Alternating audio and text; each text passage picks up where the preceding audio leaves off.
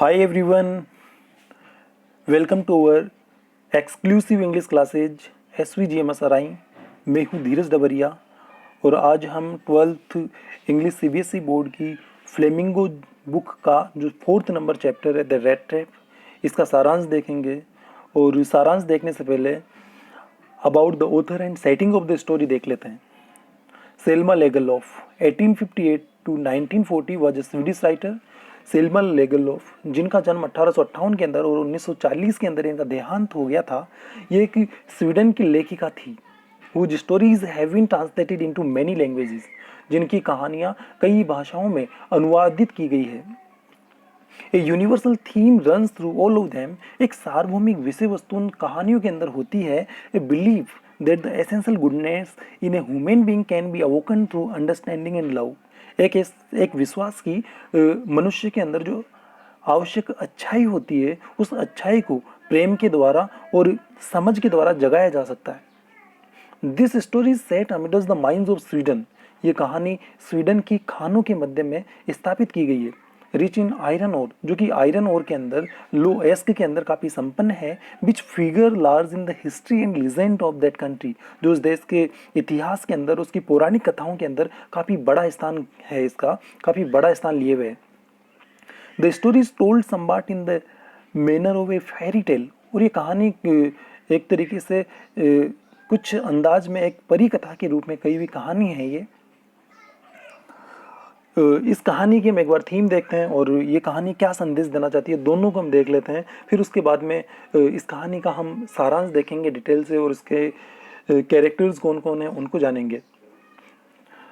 The story is about an old disheartened peddler, ये कहानी एक बुजुर्ग निराश फेरी वाले की कहानी है। Who is taken in and shown geniality by a young women, जो एक युवा महिला के द्वारा अपने घर के अंदर शामिल किया जाता है। एंड शोन जेनसिटी, और उसके प्रति दयालुता दिखाई जाती है। Her geniality and kindness change his better attitude towards life, और उस फेरी वाले का जीवन के प्रति जो मतलब काफ़ी कड़ुआ नज़रिया है, उस नज़रिए को उसकी उदारता और दयालुता बिल्कुल बदल देती है। क्योंकि मतलब इसमें जो उदारता और दयालुता के साथ बिहेव किया जाता है, उसकी वजह से जो पेडलर है उसका जीवन बिल्कुल बदल जाता है और वो खुद बिल्कुल बदल जाता है। The peddler is a man who has fallen upon misfortune and now resorts to selling rat traps.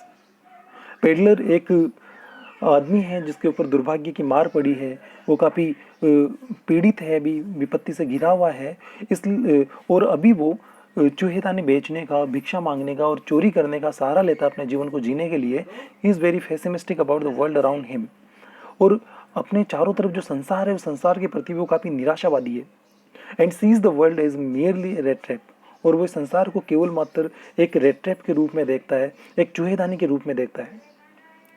He believes that society tempts us with riches, और वह देखता है कि समाज उनको संपन्नता एंड फाइन थिंग्स और सुंदर चीज़ों के साथ में प्रलोभित करने का कार्य करता है। एंड व्हेन वी एक्सेप्ट, और जब हम इन्हें इसको स्वीकार करते हैं, we are caught in the trap, तो हम जाल में फंस जाते हैं। And are left with nothing, और फिर कुछ भी नहीं बचता है। तो ये मतलब एक सार्वभौमिक थीम जो सेल्मा लेगलॉफ की कहानियों के अंदर देखने को मिलती है, उसी थीम पे आधारित ये कहानी है। और ये कहानी क्या संदेश देना चाहती है वो हम एक बार देखते हैं। The story conveys a universal message, ये कहानी एक सार्वभौमिक संदेश देना चाहती है कि the essential goodness in a human being can be awoken through love, respect, kindness and understanding, कि एक मनुष्य के अंदर जो आवश्यक अच्छाई होती है, उस अच्छाई को प्रेम के द्वारा, सम्मान के द्वारा, दयालुता के द्वारा और समझ के द्वारा जगाया जा सकता है।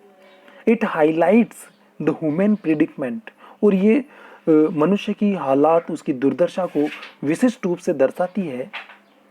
Material benefits are the traps that most human beings are prone to fall into, भौतिक जो लाभ हैं ये जाल हैं जिनमें अधिकांश मनुष्य है इनकी तरफ प्रलोभित हुआ है, झुका हुआ है, प्रवृत्त है इनके अंदर फंसने के लिए। मतलब ये जाल हैं, जो भौतिक लाभ हैं ये जाल के समान है जिनके प्रति हम प्रलोभित होते हैं और फिर इनकी ओर प्रलोभित होते हुए हम इनके अंदर फंस जाते हैं।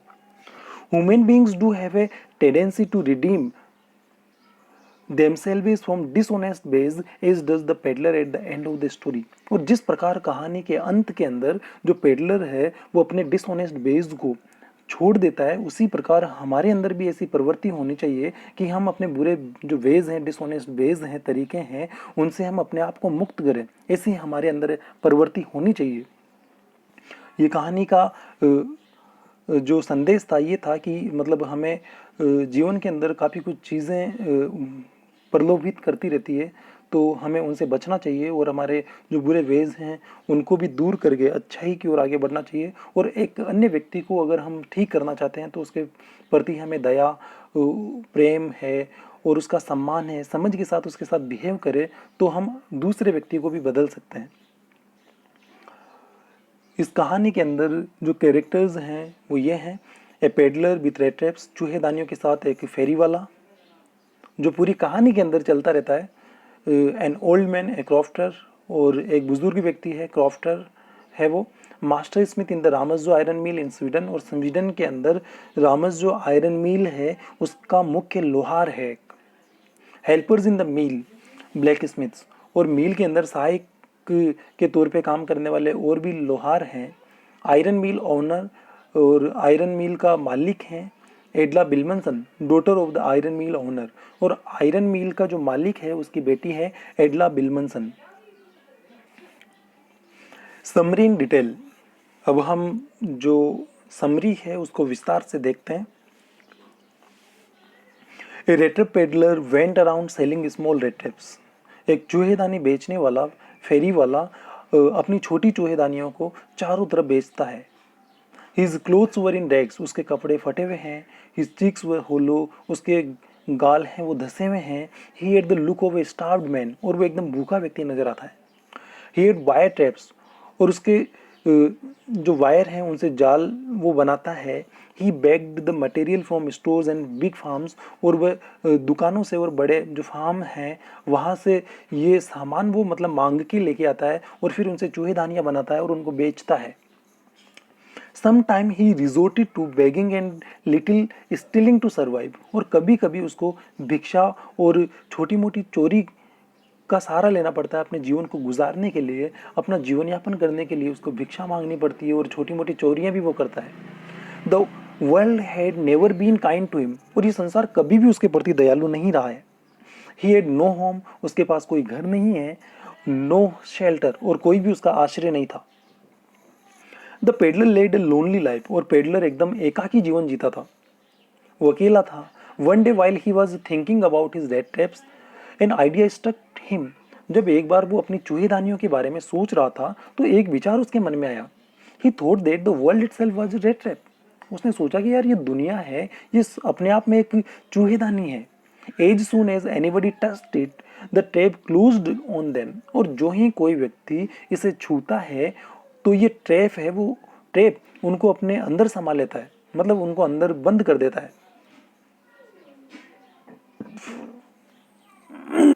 He was amused to think of some people who were already trapped and some other who were trying to reach the bait in the trap, और जाल के अंदर जो ललचाने का जो सामान रखा हुआ है या चीज़ लगी हुई है, चारा है, उसकी ओर आगे बढ़ते हुए जब लोगों को वो देखता है, और कुछ लोग जिनको वो पहले ही जानता है कि वो ऑलरेडी उस जाल में फंसे हुए हैं, तो उसको जब उनके बारे में वो सोचता है तो उसको मतलब थोड़ी हंसी आती है, वो खुश होता है, मतलब क्योंकि उसका जो विचार है, आइडिया है, ये संपूर्ण संसार क्या है, एक चूहेदानी है, जाल है जिसके अंदर लोग फंसते जाते हैं प्रलोभित होते हुए।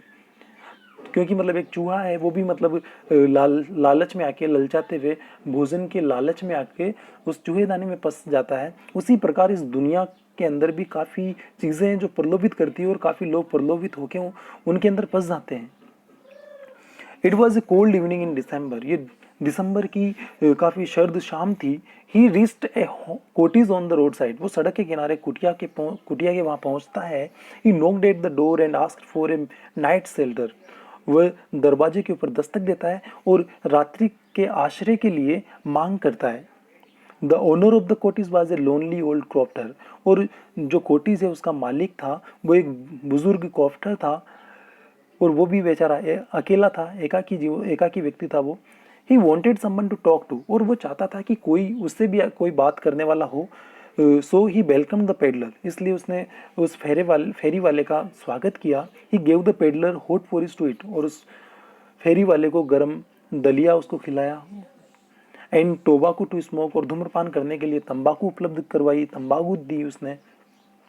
देन दे प्लेड कार्ड्स, और उसके बाद में उन्होंने ताश खेली, मजुलिस नाम का गेम खेला उन्होंने।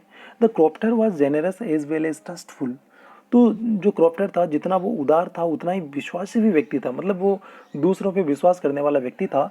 सो he told the peddler that he had a cow and sold her milk to a creamery, इसलिए उसने पेडलर को बताया कि उसके पास एक गाय है और वह उसका दूध डेयरी पे देता है। He also told him that he received 30 kroners as payment the previous month, और उसने ये भी बताया कि पिछले माह में उसको पेमेंट के रूप में 30 क्रोनर की राशि मिली है उसे। यानी कि मतलब जो डेयरी पे वो दूध दिया करता था उससे पिछले माह उसको 30 क्रोनर की राशि मिली है। Then he took down a pouch and showed him the money, फिर उसने एक छोटी थैली निकाली और उसको वो पैसे दिखाए उसने। Then he put the money back in the pouch and hung it on a nail in the window frame, और फिर उसने वो जो धन था, पैसा था, उसको वापस पाउच में डाला और जो खिड़की की चौखट के वहाँ खूंटी लगी हुई थी उस खूंटी के वहाँ उस थैली को लटका देता है, टांग देता है। पेडलर लेफ्ट, अगली सुबह को पेडलर चला जाता है। The crofter locked his cottage, और पेडलर के चले जाने के बाद में क्रॉफ्टर है वो अपनी कुटिया को लॉक कर देता है, ताला लगा देता है। एंड वेंट अवे, और वो भी चला जाता है। The peddler came back to the cottage, लेकिन पेडलर वापस कॉटेज के वहाँ आ जाता है।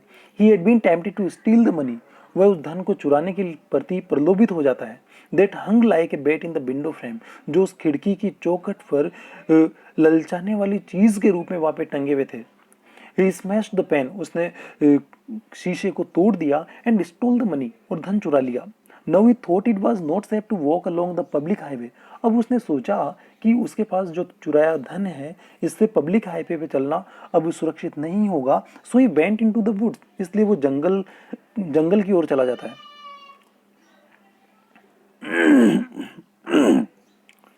There he walked and walked but could not get out, वहां वो चलता जाता है लेकिन वो बाहर नहीं निकल पाता है।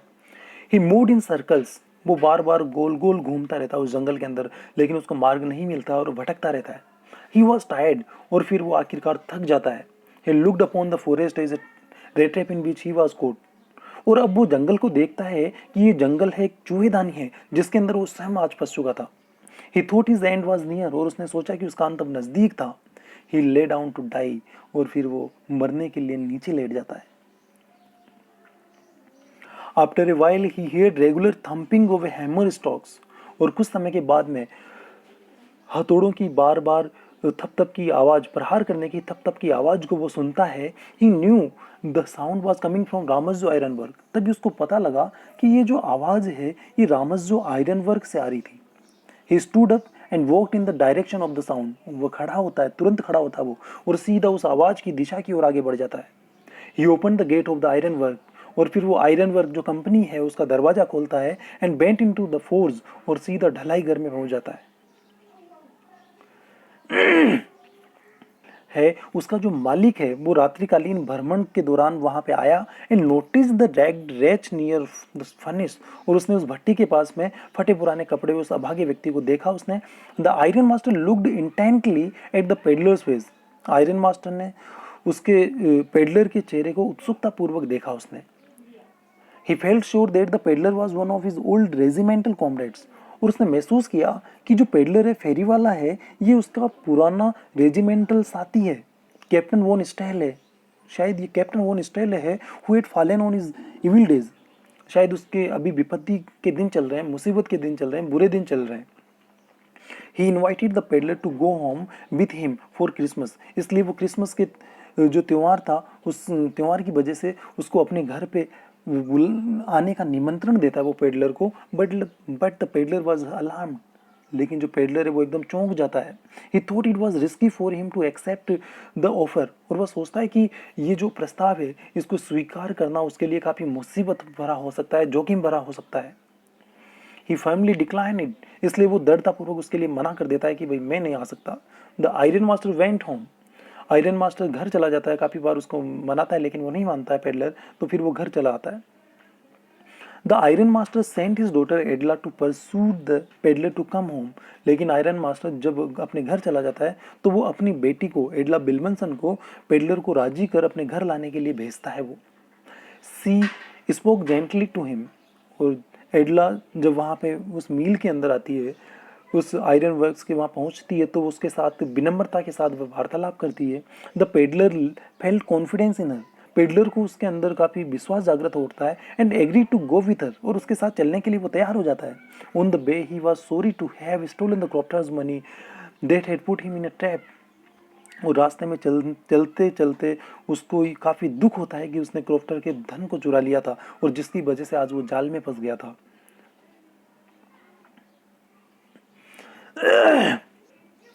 The iron master was happy to have his old regimental comrade under his roof. और अपने घर में अपने पुराने रेजिमेंटल साथी को पाकर वो आयरन मास्टर काफ़ी खुश हो जाता है। He plan to feed him well and give him some respectable work. और वह उसे कुछ सम्मानजनक काम देकर और उसको अच्छा खाना खिलाने की योजना बनाता है। The servant cut the peddler's hair.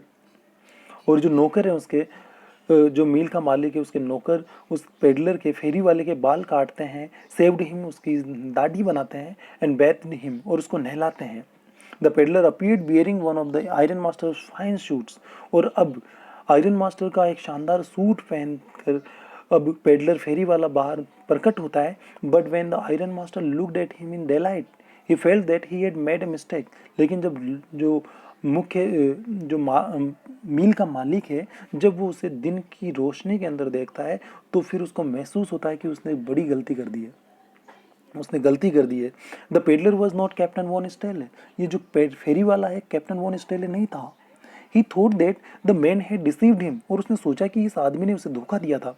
He even thought of handing him to the sheriff. और यहाँ तक कि उसे वह पुलिस के हवाले या न्यायाधीश के हवाले, फौजदार के हवाले करने के बारे में भी सोचा उसने।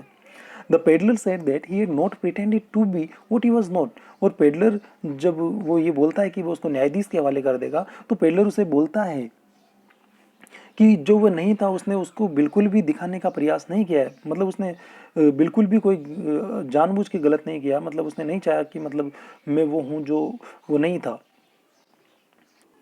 ही had not been willing to go to the iron master's house. वो बिल्कुल भी आयरन मास्टर के घर पे जाने के लिए बिल्कुल भी इच्छुक नहीं था। Even then he was willing to put on his rags and leave. और वह अपने फटे पुराने कपड़े वापस में लेने के लिए इच्छुक था एंड लीव, और यहाँ से चले जाने के लिए वो तैयार था। ही also told the iron master that the world was a rat trap. और उसने आयरन मास्टर को ये बात बोली कि जो संसार है वो एक चूहेदानी है, and he himself might one day be tempted by a big bait and get caught in the trap. और वह स्वयं भी किसी दिन बड़े प्रलोभन की चीज़ से प्रलोभित होगा और वह स्वयं भी एक जाल में फंसेगा। The iron master told him to leave at once. Iron master ने उसे कहा कि तुम यहाँ से तुरंत चले जाओ। Edla did not like her father's asking the poor peddler to leave. और उसके पिता के द्वारा ये कहे जाना कि बेचारे पेडलर को यहाँ से चले जाने की बात बोलना एडला को बिल्कुल भी पसंद नहीं आई। She thought it was unfair to turn away the man whom they had invited। और उस व्यक्ति को, जिस व्यक्ति को उन्होंने आमंत्रित किया, उसको यहाँ से चले जाने के लिए बोलना, ये बात उसको बिल्कुल भी उचित नहीं लगी, न्यायोचित नहीं लगी। उसने ये सोचा।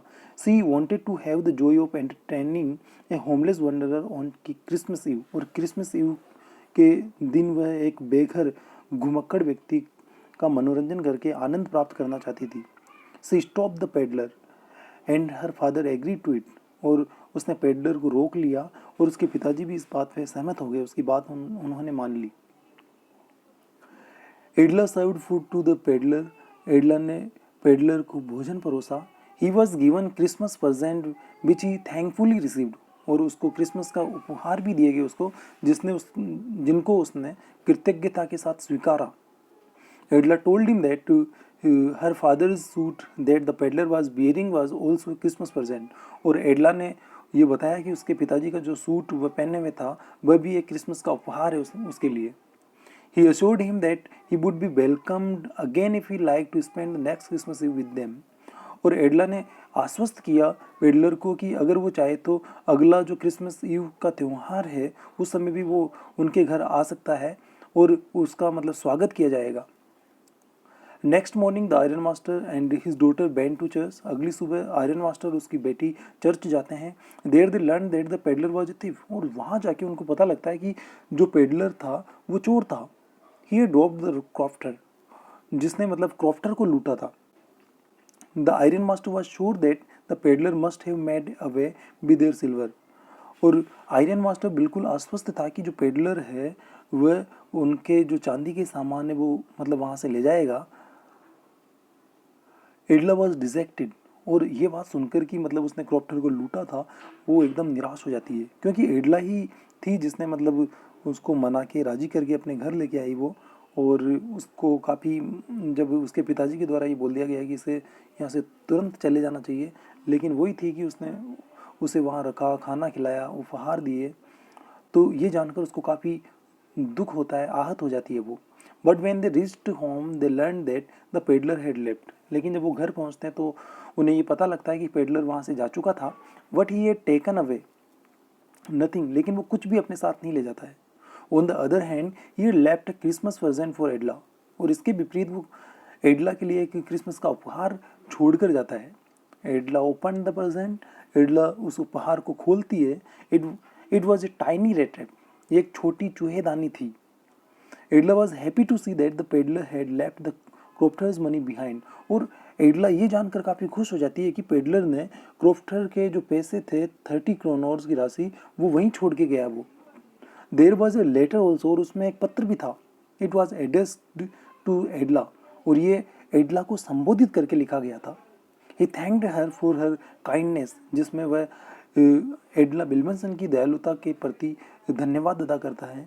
ही wanted to repay her kindness, और वह भी बदले में दयालुता देना चाहता है, दयालुता का बिहेव करना चाहता था। So he had left the crofter money and had requested her to return it to the crofter.